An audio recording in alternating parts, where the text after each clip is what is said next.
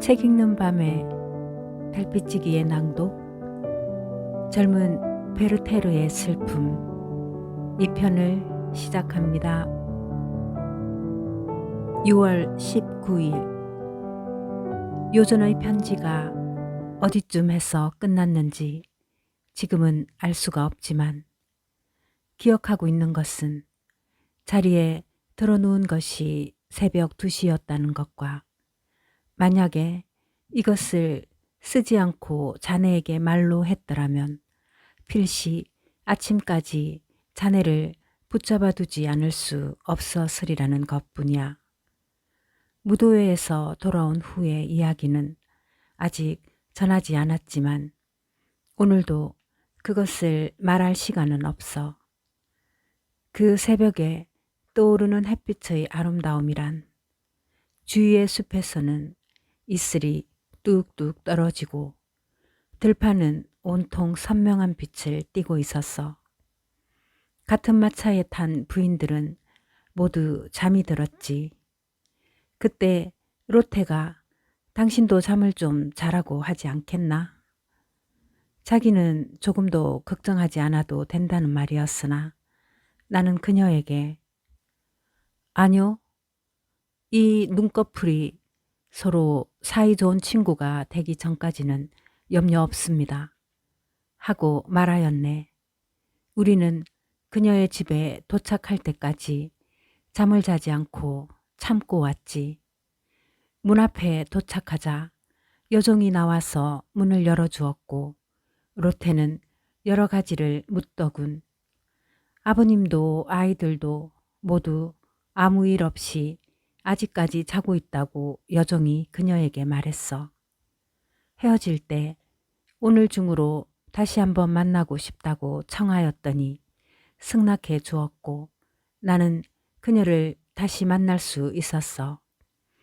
이때부터는 해도 달도 조용히 돌아가고 있는 것에는 변함이 없었지만 나에게는 이미 낮도 없고 밤도 없고 모든 세계는 이 주위에서 사라져 버리게 된 거야. 6월 21일. 사랑하는 벗이여, 나는 지금 여러 가지로 망설이고 있어.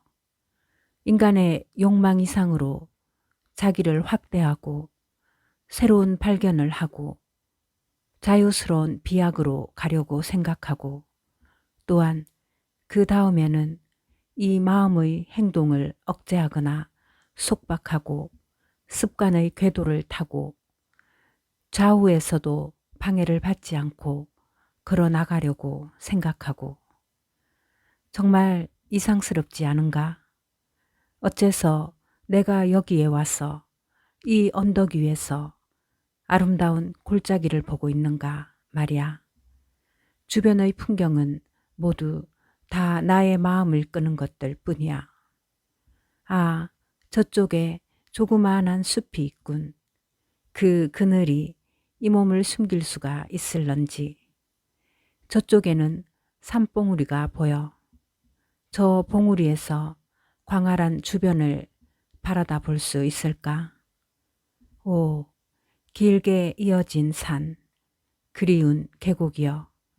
이 몸은 저 산, 저 계곡을 더듬어 들어갈 수 있을까? 나는 급한 걸음으로 거기까지 갔다 왔지.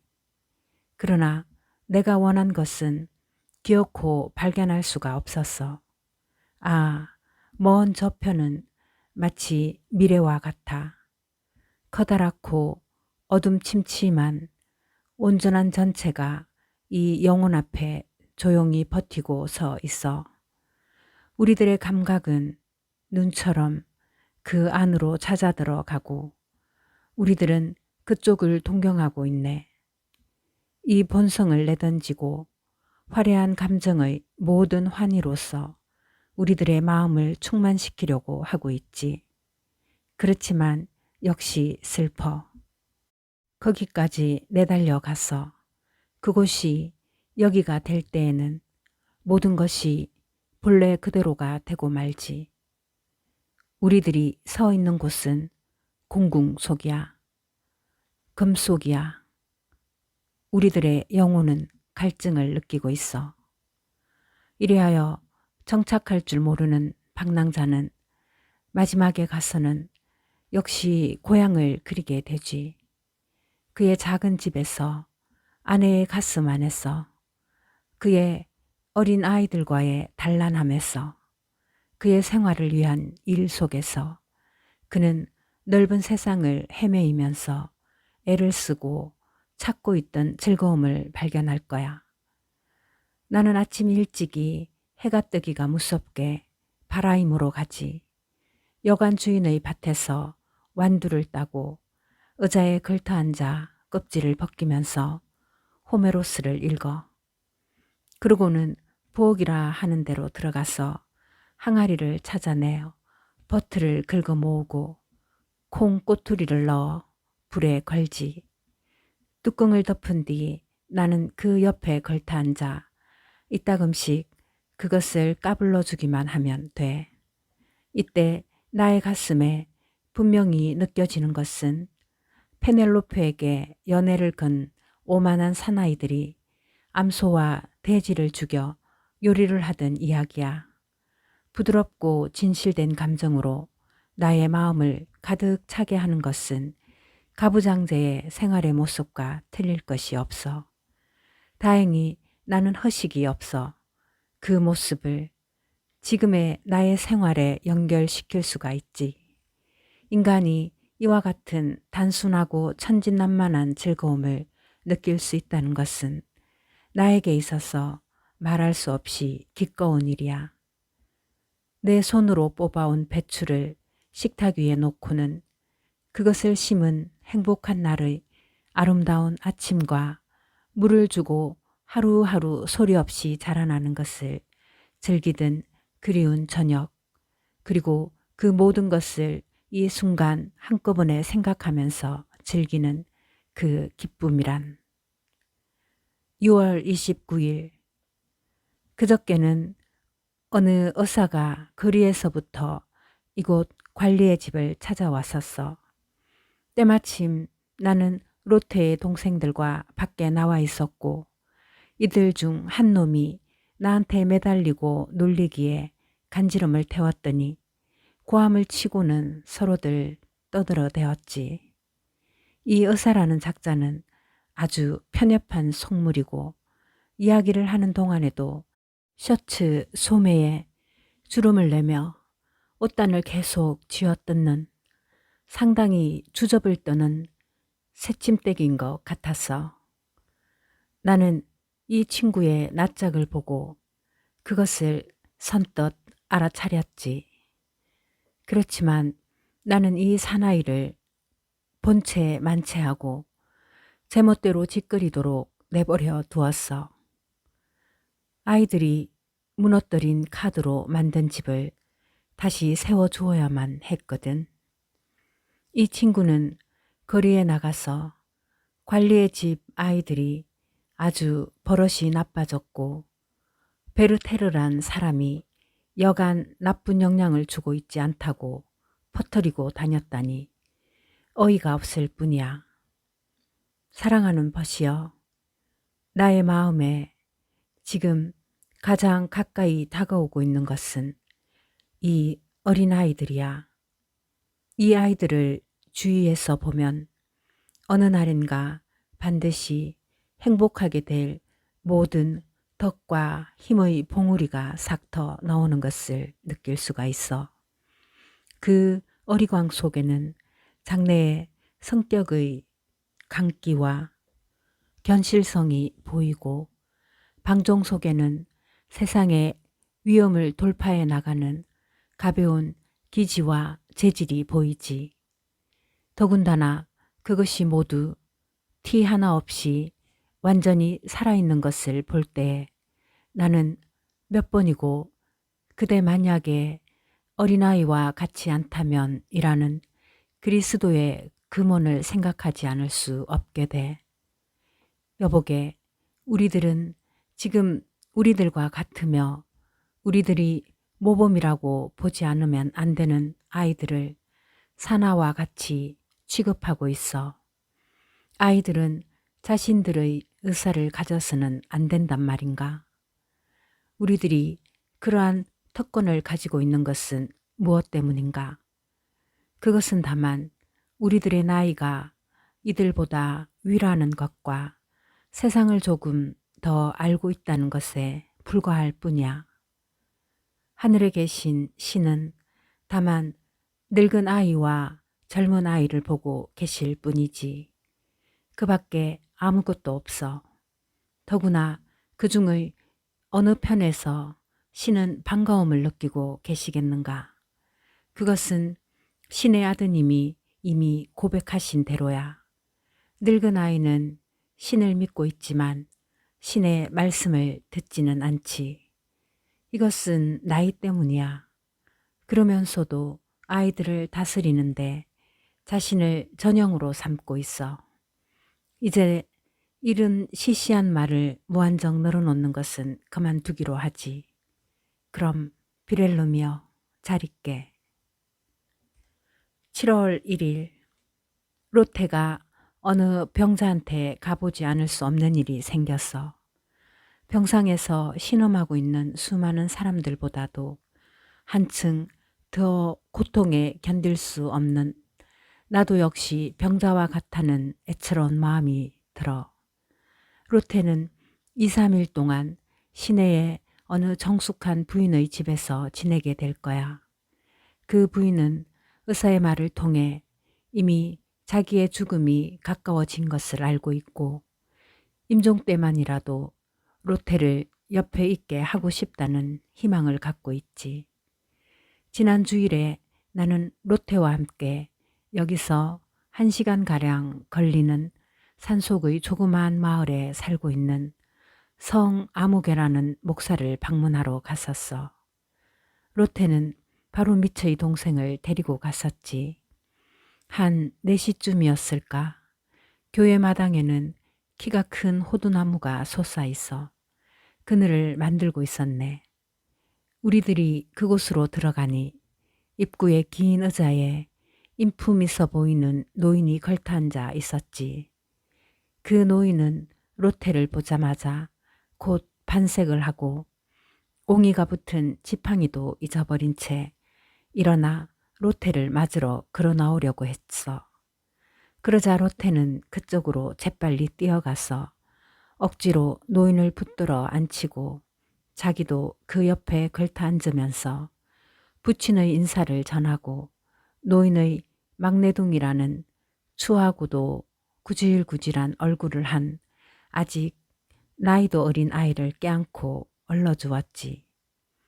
로테가 이 노인을 대하는 모양은 반은 기가 먹은 노인의 귀에 들리도록 목소리를 높이는 모습, 생각지도 못한 죽음을 당한 그 젊은 사람의 이야기, 카루르스 온천의 효염, 이번 여름에는 그리로 가겠다는 노인의 결심에 찬동하는 모습, 요전에 배웠을 때보다 한결 안색이 좋아지고 기운이 있어 보인다고 말하는 자태. 이러한 로테의 태도는 정말 자네한테 보이고 싶어. 나는 그동안에 목사의 부인한테 인사를 하고 있었는데 노인은 아주 퍽 기운이 나 있었지. 나는 서늘한 그늘을 던지고 있는 기분 좋은 호두나무를 칭찬하지 않을 수 없었어. 그랬더니 다소 지루한 어조로 노인은 이 나무의 역사를 말하기 시작하였어. 누가 저걸 제일 먼저 심었는지 지금은 가물가물해져서 생각이 잘 안 나는군. 아무개 누구라고도 하고 아무개 목사라고도 하는데 저쪽에 있는 젊은 놈이 우리 마누라하고 같은 나이지요. 우리 집사람은 10월이면 50살이 돼요. 장인이 저것을 심었더니 그날 저녁에 집사람을 낳았다고도 하지요.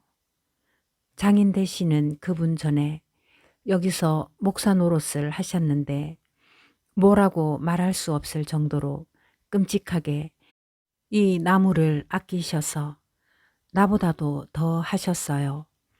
27년 전 일인데 나는 젊지만 몰락한 기족의 몸으로 처음 이 마당에 들었었지요. 그때 우리 집 사람은 이 나무 밑의 긴 의자에 걸터 앉아서 술을 놓고 있었어요. 이렇게 노인이 말하였을 때 로테가 따님은 어디 있냐고 물어보더군. 지금 슈미트라는 사람과 목장의 노동자들한테 가 있는 중이라고 했어. 이 이야기가 거의 끝나갈 무렵에 목사의 딸은 지금 이야기한 슈미트 군하고 같이 마당을 건너왔어. 그녀는 로테를 보고는 반갑게 맞이하여 환영하였는데 나한테도 역시 밉지 않게 보였어. 탐스러운 살집과 다갈색 머리카락에 날쌔게 보이는 이 처녀는 목장에서 남자와 미래를 즐긴 것처럼 보였지.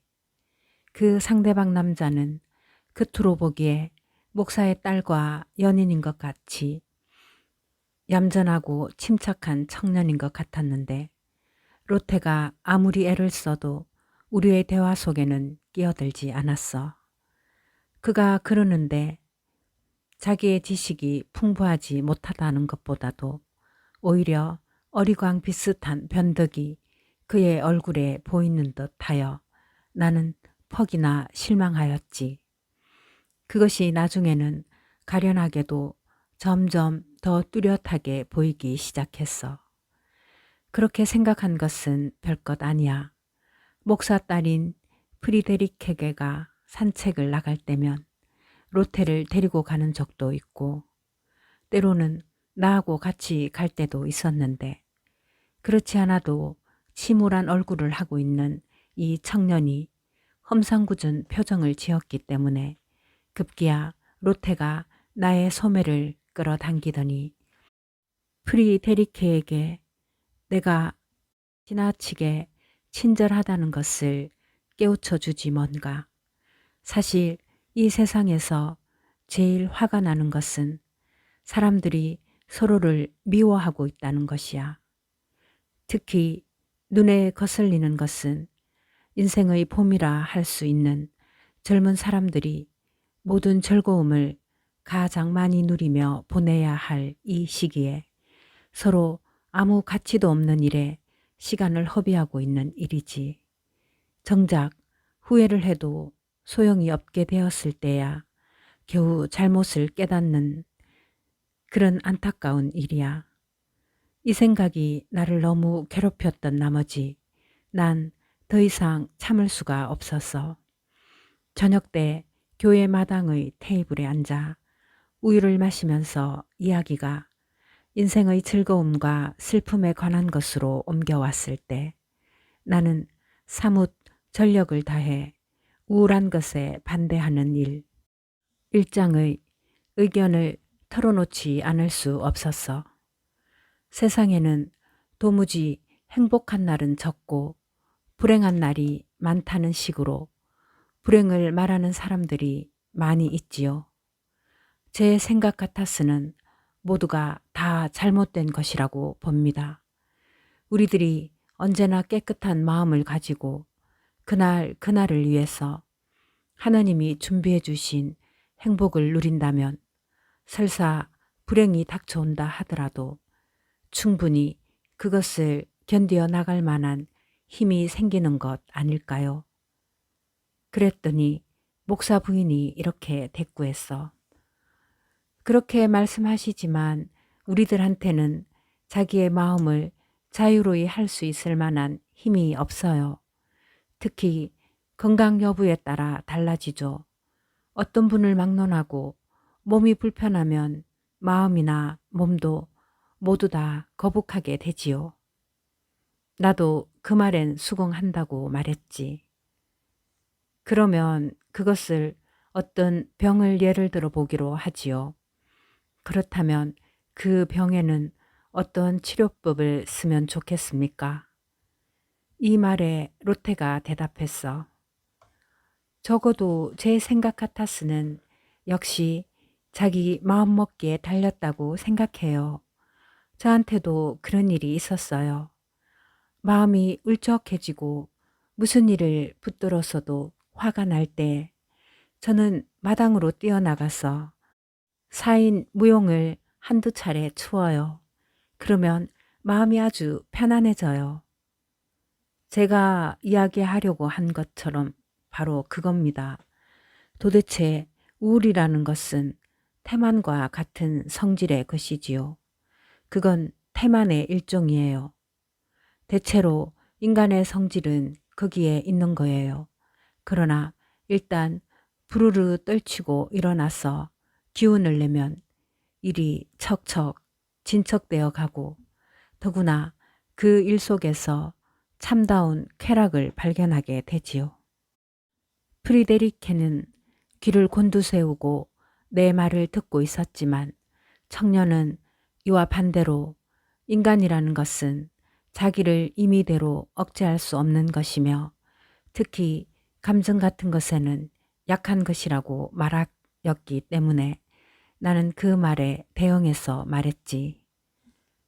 아니요. 지금 여기서 말씀드리고 있는 것은 불쾌한 감정이라는 것은 누구나 피해갈 수 있다는 말입니다. 어쨌든 자기 자신이 실험해 보지 않고서는 어디까지 갈 수 있는지 알기 어려운 것이지요. 아시다시피 어느 사람이든지 병이 나면 의사는 다 찾아다니고 건강한 몸으로 다시 돌아가기 위해 되도록 전욕하고도 쓰디쓴 약도 싫다고 마다하지는 않으니깐요. 정신을 차리고 보니 존경할 만한 노인은 이 이야기에 열심히 귀를 기울이고 우리들의 논의에 한몫 끼워보려고 하는 눈치였기 때문에 나는 그 노인에게 이야기를 돌렸다네. 그리고 한층 더 목소리를 높여서 말했지. 죄를 짓지 말라는 설교는 가끔 듣고 있지만 아직 우울에 대한 설교는 한 번도 들어본 적이 없습니다. 그렇지요. 대처의 목사들한테는 그러한 설교가 필요할 수 있겠지만 농사꾼들한테는 그런 우울이라는 게 없으니까요. 그렇지만 또 때에 따라서는 그것도 필요한 경우가 있어요. 적어도 우리 집사람이나 로테양의 아버지 같은 분한테는 좋은 설교라고 할 수 있지요. 노인의 이 같은 인사말에 좌중이 모두 허리를 쥐고 웃자 노인도 유쾌한 듯이 같이 웃다가 급기야는 기침이 터져 나와서 이야기가 한때 중단되기까지 했어. 그러자 또다시 청년이 이렇게 말하더군. 당신은 우울을 죄악처럼 말하고 있지만 제가 보기엔 그것은 좀 과장된 것이라고 생각됩니다. 나는 그 말에 대답하였네. 아니요, 그렇지가 않습니다. 만약에 그 우울이 자기를 해치고 나아가서는 남한테까지 악영향을 끼치게 된다면 그것은 비로소 죄악이 된다고 할 수 있습니다. 사람이란 서로 상대방을 행복하게 해주지 못하고 있다는 것만으로 죄가 되지 않을까요? 그런데 거기서 한 걸음 더 나아가서 자기의 마음속에서 남몰래 다소곳이 즐기고 있는 쾌락마다 빼앗으려고 했어야 되겠어요? 밤낮 우울한 기분으로 혼자서 그 울적한 마음을 꾹 참아내면서 주위의 즐거움에 방해가 되지 않도록 할 수 있을 만한 너그러운 분이 이 세상에 있다면 그런 분의 성함을 좀 알고 싶을 정도입니다. 대체로 우울한 기분이라는 것은 자기의 무가치에 대한 내심의 불평이거나 그렇지 않으면 보잘것없는 허영심에서 일어나는 질투심과 자기 자신에 대한 불만감이 서로 뭉쳐져서 생겨난 것이지요. 정말 자기의 불쾌감을 죽이고 명랑한 듯한 얼굴을 하고 있는 분들을 보면 이쪽도 영 참고 보기가 괴롭습니다. 로테는 내가 이렇게 말하는 동안 나의 거동을 보고는 미소를 짓고 있었어. 그리고 프리데리케는 눈물까지 글썽였지. 나는 더욱 기운을 내어 말했어. 사람의 마음속에서 삭터오르는 티 없이 깨끗한 즐거움을 빼앗으려고 폭력을 사용한다든가 그렇게 하려고 생각하는 사람들을 보면 사실 한심스러워요. 이런 질투에서 생기는 불쾌감 때문에 재미가 식어버린 쾌락이라는 것은 어떠한 선물을 바치더라도 혹은 어떠한 친절을 베풀더라도 결코 그 보상이 될 수 없으니까요. 이 순간 나의 마음은 충만함으로 꽉 차 있었어. 여러 가지 추억이 나의 마음을 압박하였으며 나의 눈에서는 눈물까지 흘러내렸지. 나는 참을래야 참을 수 없어 외쳤어. 친구들을 즐거울 대로 즐겁게 해주고 그의 행복을 증진시켜 주면서 자기도 그와 함께 향락하는 이 외에는 친구들한테 아무 일도 해서는 안 된다는 말은 누구나 다 하는 말이지요. 그렇지만 그 친구의 마음이 극심한 우울로 괴로움을 받고 슬픔으로 좀먹고 있을 때 그 마음에 한 방울의 진통제를 떨어뜨려 줄 수가 있을까요? 꽃다운 젊음을 자기를 위해서 희생한 사람이 무서운 병에 걸려 쇠잔한 몸과 시력을 잃은 눈으로 허공을 바라보고 그 새파란 얼굴 위로 땀이 흐를 때 마치 저주받은 사람처럼 그 병상 앞에서 저의 모든 재산과 힘을 다 바쳐도 아무 소용이 없다는 것을 알고 있으면서도 지금 이 영원한 이별의 길을 떠나려고 하는 사람을 위해서 한 방울의 흥분제, 한 가닥의 용기를 넣어줄 수 있다면 모든 것을 다 포기해도 좋다고 생각합니다. 내가 일찍이 그곳에서 본 이러한 광경의 추억은 이 말 한마디로 나의 마음에 무서운 힘을 가지고 육박하여 왔는지 나는 손수건을 눈에 대고 자리를 일어섰는데 로테가 자, 어서 가요 하고 부르는 소리에 간신히 내 정신으로 돌아올 수 있었어. 돌아오는 도중에 로테는 내가 너무 감정이 지나치다면서 그 때문에 자신에게 해가 돼서는 안 된다고 타일러 주더군. 아, 나의 천사여. 나는 당신을 위해서 살아있지 않으면 안 되나 보. 7월 6일. 로테는 아직도 죽음이 가까워진 친구의 옆에 붙어 있어. 언제나 변함없이 상냥한 그 시선을 돌리는 곳에는 고통은 가벼워지고 행복이 솟아오르지. 로테는 어제 해질 무렵에 마리안느와 어린 마을을 데리고 산책을 나갔었어. 나는 그것을 알고 있었기 때문에 그들과 만나서 같이 산책을 하였지. 1시간 반 가량 걸어 다니다가 거리로 돌아오는 도중에 내가 가장 좋아하는 그리고 날이 갈수록 점점 더 좋아지는 샘터에 들러보았어. 샘터의 층층대에 걸터 앉은 것은 로테였고 우리들은 그 앞에 앉아 있었지. 나는 주위를 휙 둘러보았어. 예전에 그곳에서 품고 있던 마음들이 떠오르더군. 이 정다운 샘터에도 참 오랜만에 와보는군요. 맑은 물을 보고 즐겨본 지도 꽤 오래되었어요.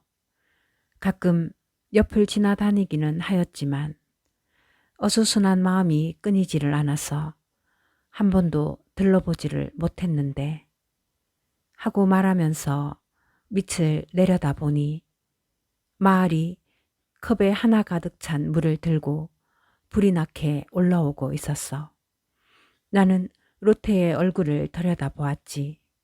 로테는 역시 내가 짐작하고 있는 그대로의 표정을 짓고 있었어. 그동안 마을이 컵을 들고 다가왔지. 마리안느가 그것을 받으려고 하자 마을은 앙징스러운 얼굴로 아니야, 안 돼. 큰언니가 제일 첫 번째야.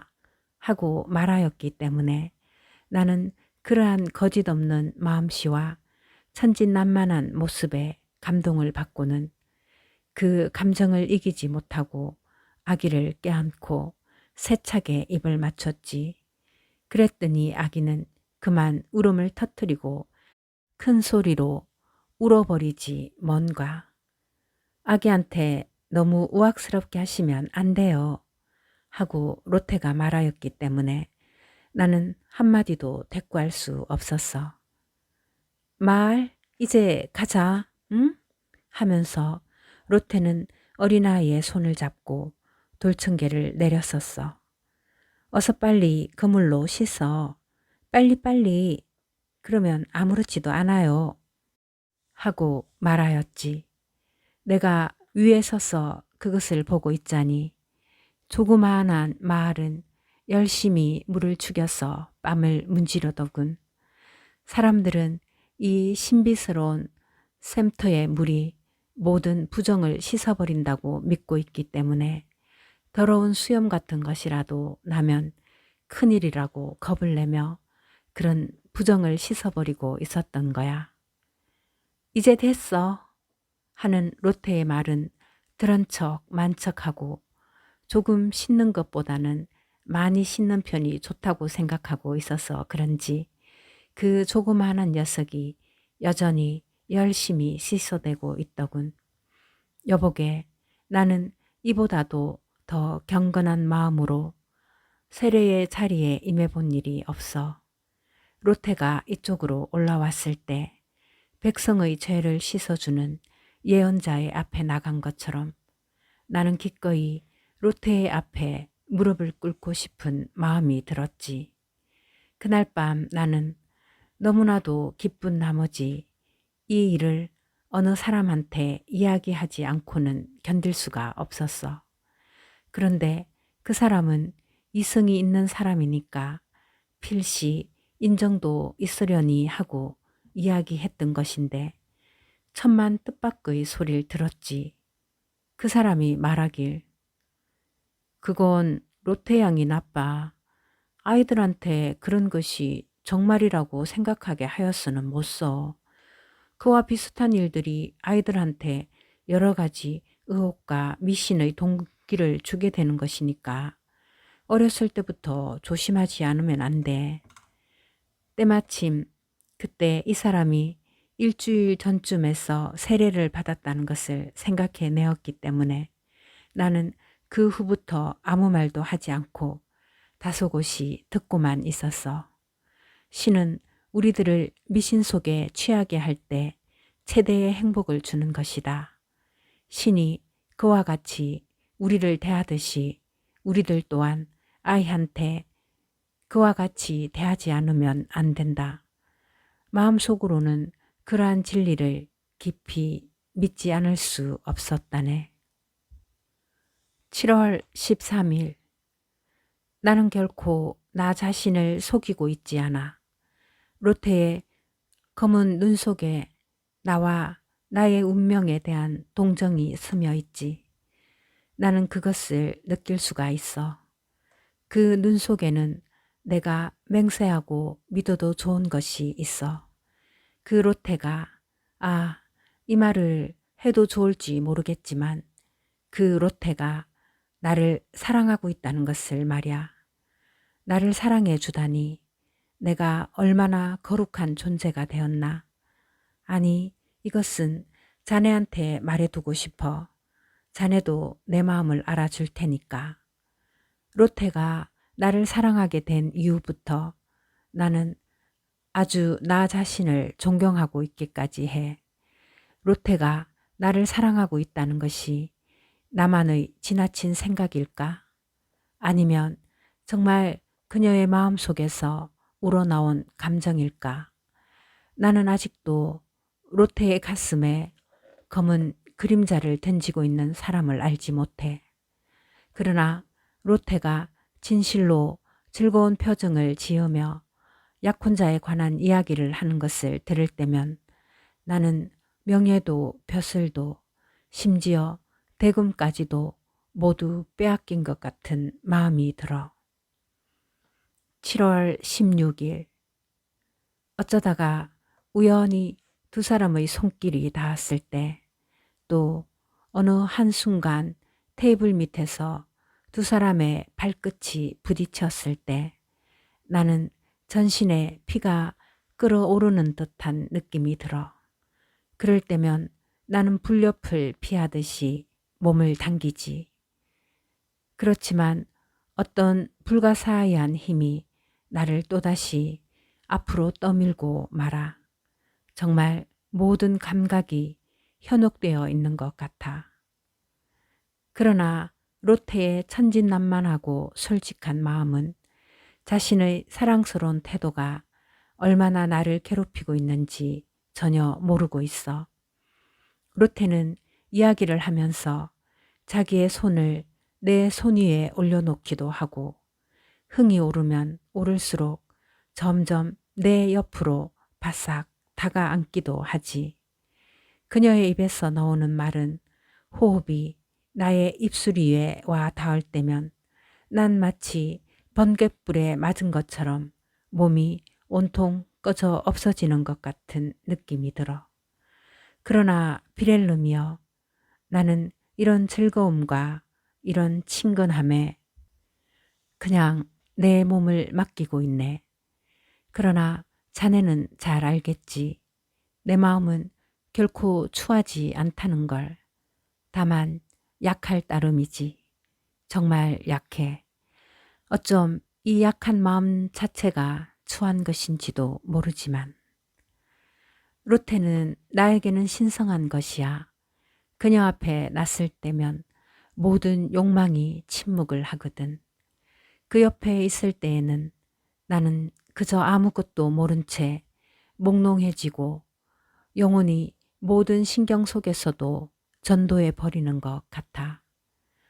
로테가 치는 피아노 소리는 천사의 손으로 치는 것처럼 맑은 영혼이 넘쳐 흐르는 선율을 가지고 있어. 이것은 로테만의 독특한 선율이지. 악보를 그저 조금만 쳐도 나의 모든 슬픔과 고민은 사라지고 말아. 음악의 마력이란 옛말이 나에게는 거짓말 같지가 않아. 이 간단한 노래가 어째서 이다지도 나의 마음을 사로잡는지, 더구나 한 발의 탄환으로 이 머리를 쏘아 없애버리려고 생각할 때면 언제나 로테는 이 노래를 연주하곤 해. 그러면 영혼의 혼미도 암흑도 삽시간에 사라져버리고 나는 다시 자유로운 호흡을 하게 돼. 7월 18일 비렐름이여, 이 세상에 사랑이 없다면 우리들의 마음은 어떻게 될까? 빛이 없는 환등이 무슨 소용이 있겠어?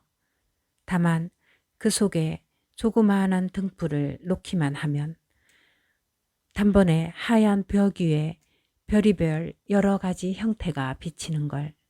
가령 그것이 한때의 환영에 불과하다 하더라도 그 앞에 소년처럼 서서 그 영상들을 즐긴다면 그것이 우리들의 행복이 아닐까. 오늘은 로테가 있는 곳으로 갈 수가 없었어. 피치 못할 친구 때문에 만나지 못했지. 그렇지만 어떻게 이 하루를 그냥 보낼 수 있겠는가?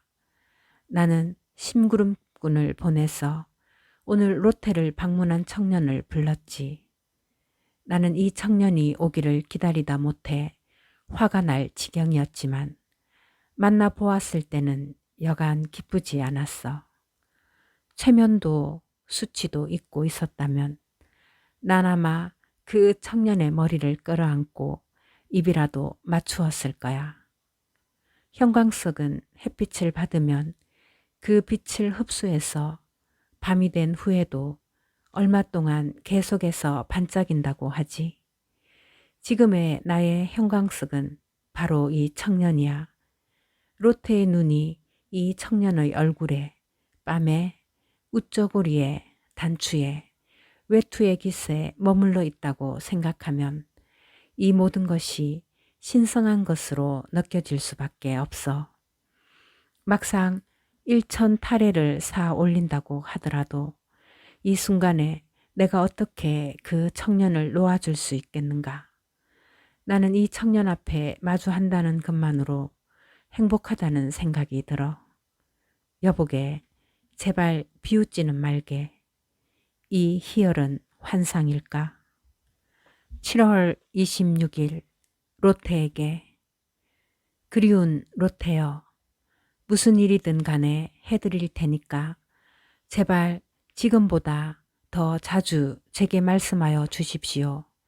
그리고 한 가지 청이 있는데 그것은 부디 저한테 보내시는 편지 위에 모래를 너무 많이 뿌리지 말아 달라는 겁니다. 오늘도 편지를 입술에 대었더니 이가 사각사각해지더군요. 7월 27일. 너무 자주 로테를 방문하지 않기로 나는 몇 번이나 결심하였는지 몰라. 그러나 어떻게 그것을 지킬 수 있겠는가? 매일매일 나는 이 유혹에 지고 말지. 그러면서도 내일은 꼭 가지 않겠다고 굳게 맹세를 해. 그러나 내일이면 또 안 갈래야 안 갈 수 없는 이유를 발견하게 돼. 그것이 아차 잘못이었구나 생각됐을 때는 벌써 내 몸이 로테의 곁에 와 있단 말이야. 내일 또 오세요 하고 어젯밤에도 로테가 말하였으니 그 말을 듣고 어떻게 내가 찾아가지 않을 수 있겠나. 그런 말이 없어도 로테한테 무슨 부탁을 받기라도 하면 나는 직접 가서 회답을 하는 편이 좋겠다고 생각하여 가기도 하고, 또한 날이 맑게 갠 날에는 바라임에 나갔다가 여기에서 로테가 있는 곳까지는 불과 30분이면 갈 수 있다고 생각하여 가기도 해. 다시 말하자면 이렇게 가까운 데까지 왔는데 어떻게 그냥 갈까 생각하고 로테가 있는 곳으로 내 발걸음이 옮겨지는 거야. 우리 할머니께서 옛날 자석의 산에 대한 이야기를 해주셨는데 바로 내가 그 꼴이 되어버렸어. 배가 자석의 산에 너무 가까이 가면 벼란간에 철로 만든 부분이 모두 빨려 들어가서 못이 모조리 산 쪽으로 날아가 버리고 불쌍한 선원들은 산산이 흩어진 널빤지 사이에서 죽는다고 하던 그 이야기 말이야. 8월 8일. 비렐름이여, 피치 못할 운명에 참고 복종할 것을 나한테 요구한 사람들에게 나는 지독하게 욕을 퍼부었어. 그러나 그것은 결코 자네를 두고 한 말은 아니야. 자네가 나하고 같은 의견을 갖고 있다고는 전혀 생각하지 않았지만 정말 자네가 하는 말이 옳아. 그렇지만 단 한 가지 내가 하고 싶은 말이 있어. 이 세상에는 이것 아니면 저것이라는 식으로 되어가는 일이 극히 드물다는 것. 감정과 행동은 형형색색의 그림자를 던지고 있지만 그것은 마치 메브리코와 납작코와의 차이만큼 다른 것일 수가 있거든. 부디 나쁘게 생각하지는 말아줘.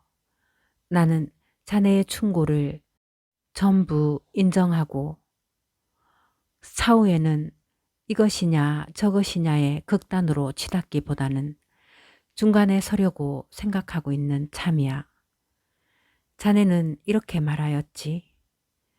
로테를 원하든가 그렇지 않으면 일체를 원하지 않든가. 그 기로에 지금 서 있군. 첫 번째 경우라면 끝까지 로테를 쫓아가서 자네 소원이 성취되도록 하고, 둘째의 경우라면 모름지기 용기를 내어 자네의 모든 힘을 좀먹고 있는 애절한 감정에서 이탈하도록 해. 벗이여, 자네의 말이 옳아.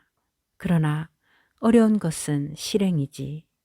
어떤 사람이 회복될 가망이 없는 큰 병에 걸려서 점점 여유로만 가고 있다면 자네는 그 불행한 사람을 보고 차라리 이를 꽉 깨물고 참든가 아니면 당금으로 찔러서 그 고통을 잘라버리는 편이 좋겠다고 권할 수가 있겠는가.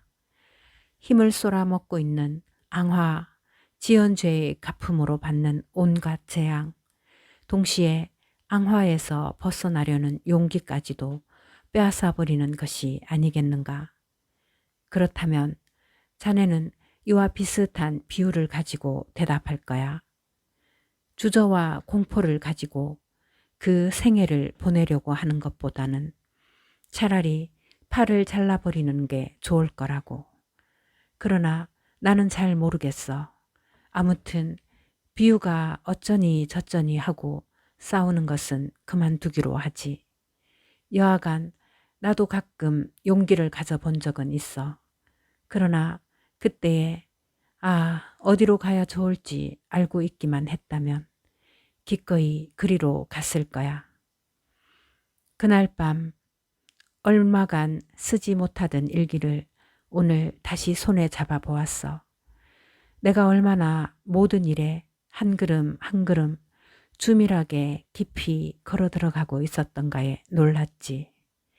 내 상태에 대해서 모두 다 지나치게 잘 알고 있으면서도 어린아이와 같은 행동을 하고 있던 모습이 지금도 눈가에 선하군.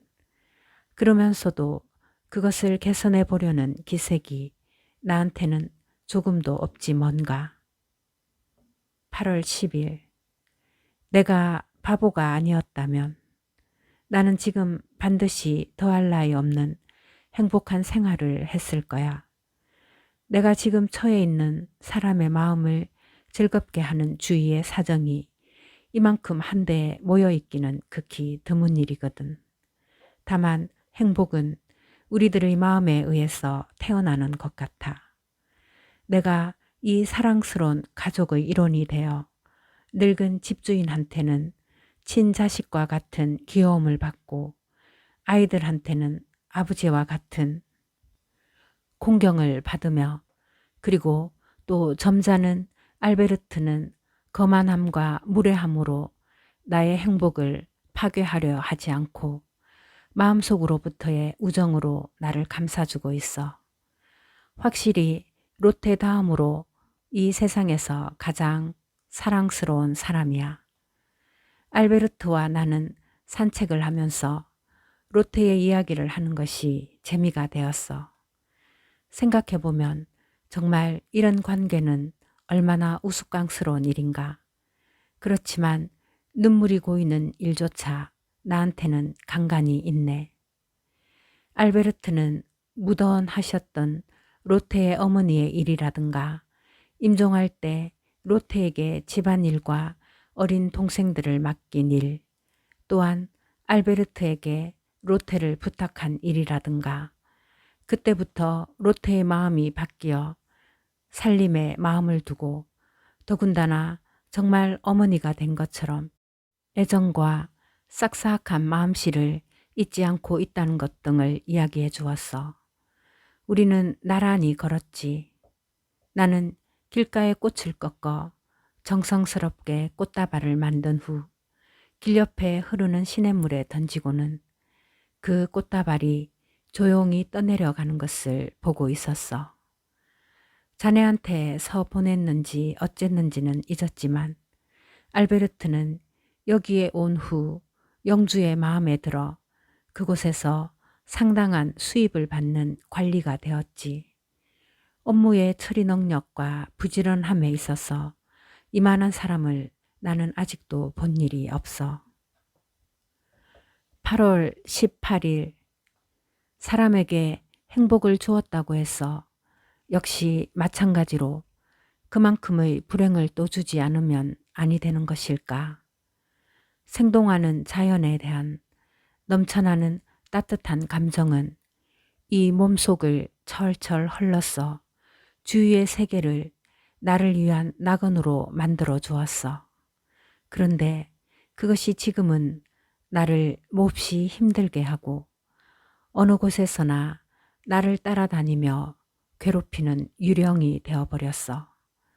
한때는 바위 위에 걸터 앉아 겨울 넘어 저쪽의 동산까지 펼쳐진 풍요한 계곡을 바라보고 있으면 주위에 있는 모든 것에 sak이 트고 또한 우거져 있었지. 그리고 저쪽 산기슭에 산꼭대기까지 밀생한 높은 나무들로 덮여 있고 형형색색으로 구부러진 골짜기에는 이 다정스러운 숲의 그늘을 던지고 있었어. 조용한 겨울물은 살랑거리는 갈밭 사이를 흐르고 부드러운 저녁 바람이 불어와 온갖 아름다운 구름이 그 속에 비치고 있었지. 새들은 사방의 숲에서 울고 무수한 벌레 떼는 석양을 받아 자신들의 원리대로 날아다니며 저물어 가는 햇빛의 날카로운 섬강에 붕붕거리던 갑충들도 풀 속에서 날아 나왔어. 사방에서 들려오는 그런 소리들 때문에 나는 땅 위를 주의 깊게 보고 있었는데 걸터앉은 딱딱한 바위에서부터 영양분을 흡수하고 있는 이끼와 메마른 모래 언덕 위에서 자라나고 있는 조그마한 숲까지도 나에게 타는 듯한 신성한 자연의 내부를 덜추어 보여주곤 했었어. 나는 그때에 이 모든 것을 얼마나 뜨겁게 느끼고 있었는지 그 뜨거운 마음은 거의 넘쳐 흐를 정도로 가득 찼어. 마치 신이 된 것 같은 마음이 들었어. 무한한 세계의 거룩한 모습이 나의 영혼 속에서 모든 힘을 가지고 약동하였다고나 할까. 웅대한 산들이 나를 둘러싸고 깊은 늪이 나의 눈앞에 있었지. 혼탁한 겨울물은 저쪽 밑으로 흐르고 있고 강은 나의 발밑으로 흐르고 있었어. 숲도 산도 서로 울림을 주고받고 말이야. 나는 그때 이들이 깊은 땅 속에서 서로 작용하고 창조하는 것을 보았었어. 그 무한한 힘을. 그리고 땅 위와 하늘 밑에서 모두 생물들이 설레이고 있는 것도 보았어. 모든 삼라만상이 각각의 형태로 번식하고 있었지.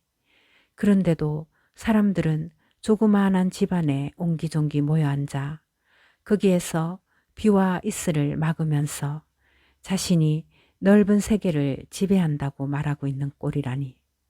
오, 불쌍한 바보여. 사람은 제가 왜소한 까닭에 모든 것을 조소하고 있는 거야.